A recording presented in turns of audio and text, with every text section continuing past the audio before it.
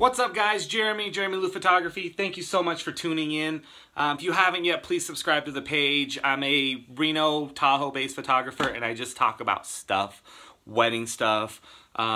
Today is about wedding stuff, but a lot of photography stuff. So today's video comes to us from a conversation on Facebook. I follow a couple pages, but this one is, I want to say, Facebook wedding photographers, and a conversation that I kind of disagreed with, but I don't know if people kind of realize what the person was saying. First off, if you follow these forums, these Reddit forums, Facebook forums, don't invest too much of your time into arguing and fighting with people. We spend a lot of time with keyboard ninjas, is what I call them, who go on and just spew out anything that they possibly can without any rule, rhyme, reason, and they just talk. And ultimately, you're wasting your time, you're wasting everybody else's time, and at the end of the day, who cares, right? Who cares? If you learn something out of it, awesome, but there's no way you're going to convince somebody of what you're saying based off of a Facebook conversation. So, with that being said, the conversation was simple. Basically, a photographer was upset at a DJ for not giving him enough time to go to the bathroom and come back, and he ended up almost missing the bouquet toss, but he did not miss it. So basically the conversation went, dear all DJs, please do your job right. Hashtag you know who you are. It was funny, because we've been in that situation. If you shoot any events or weddings, you're always going to run into a DJ or two that doesn't care where you're at, what you're doing, or assumes that you're always on, and, you know, heaven forbid we get a chance to go to the bathroom, grab a snack, run outside, grab water, have a cough attack, do something, and they just don't care what we're doing. So we're not prepared. I looked at it a different way. So my job at a wedding is to always be prepared. I do something different that a lot of photographers don't, is actually create the wedding day timeline. And I work with a DJ a few days before the wedding. So I send them an email and say, hey, this is what I'm thinking. Let me know what you're thinking. The reception's your deal. But if you would just give me a little bit of notice, we'll definitely touch base throughout the night. And I do touch base with them 3 or 4 times throughout the night. Say hi, hang out with them. We become buddies. I'm the guy behind the DJ thing, just hanging out with headphones. That's what I do. So I make sure that they know what I'm doing and I know what they're doing, and that's the responsibility I take. I feel like a lot of photographers aren't walking up to the DJ, aren't part of the wedding. And you're a guest at this wedding, so walk up to the DJ and say something.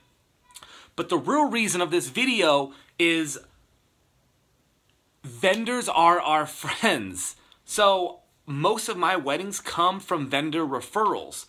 What I mean is before a wedding happens, I get all the vendors that are going to be at that wedding from my bride and groom, and I send them a welcome email introducing who I am, what I do, my experience, and what I can offer them. One thing that I do for all vendors is I send them a link to their photos of them working, of their work, florist flowers, DJ of them working, people dancing, and I offer them images to use in their marketing.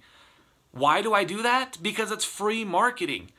I can book 35 weddings a year. These DJs can probably do anywhere from 50 to 100 weddings depending on how many people they have on staff. I am going to be nice to them no matter what, because when a bride goes, do you know of any good photographers, or have you heard of Jeremy Lou Photography? They're going to have a positive outlook. If I go and start making enemies with these DJs because maybe he thought that I said I was ready in 5 minutes and really it was 2 minutes later and he's going, it's a mistake, it happens, but I'm not going to sit there and argue about it with him. I'm just going to get what I need to get. I'm always ready just because I'm always ready, but, you know, this is where my business is coming from. Same with flowers, same with caterers. Now, there are a few vendors where I just feel that are crazy and weird, and if, you know, I refer to my brides, when brides ask me, do you know of a caterer, do you know of a makeup artist, do you know of a hairstylist? I honestly, yes, they're going to be amazing at what they do, but I refer simply based off of personality.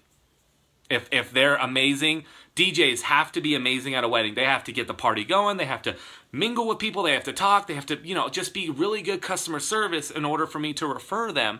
And I have a good core group of DJs that I refer, that refer me, and it's amazing. And it's not something that we do kickbacks on. We don't pay each other for it. It just naturally happens because we like working with these people. So, instead of us blaming other people on why we're not ready, this is like a two-part. I don't know like what my point of this video was. It's just more of a rant. I just got kind of mad that, first off, the photographer just wasn't ready. So just be ready. Things are happening. Don't assume that you can leave for a long period of time or have your assistant ready. I have walkie-talkies for my assistant, so we're talking constantly throughout the night. Yeah. But yeah, that's it. People are coming up. Share, like, subscribe, check it out. Let me know what you guys think. What do you think? I mean, should you always be ready? If the DJ does it and you're not ready, is it your fault, their fault? And furthermore, are you marketing with your vendors? Are you saying thank you? Are you introducing yourself? Check it out. Let me know.